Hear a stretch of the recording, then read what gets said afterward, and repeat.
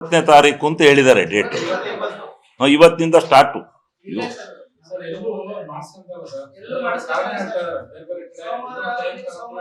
ನಮ್ಮಲ್ಲಿ 3 ಕೇಂದ್ರಗಳನ್ನ ಮಾಡಿದೀವಿ ಅಂತ ಹೇಳಿದ್ದಾರೆ.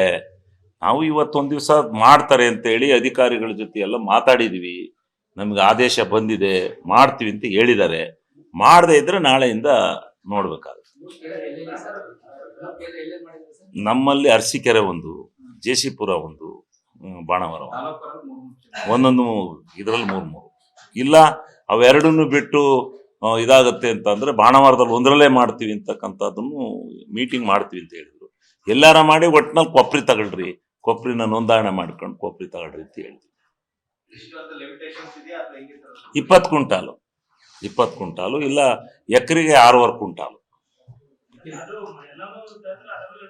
ಅಯ್ಯೋ ಅಲ್ಲಿ ನಡೀತಾರೋ ಗೋಲ್ಮಾಲ್. ಈ ಸರಿ ನೀವೆಲ್ಲ ಬರ್ಬೇಕು ಮಾಧ್ಯಮದವರು, ನೀವು ಬಂದು ಸಹಾಯಕ್ಕೆ ನಿಲ್ಬೇಕು ರೈತರಿಗೆ. ಯಾರ್ಯಾರು ಹೆಂಗ್ ಮಾಡ್ತಾರೆ, ಏನೇನ್ ನಡೆಯುತ್ತೆ ಅಲ್ಲಿ ಇದನ್ನು ಗೊತ್ತಾಗುತ್ತೆ. ಸರಿ ಹಿಡ್ಕೊಡ್ತೀವಿ.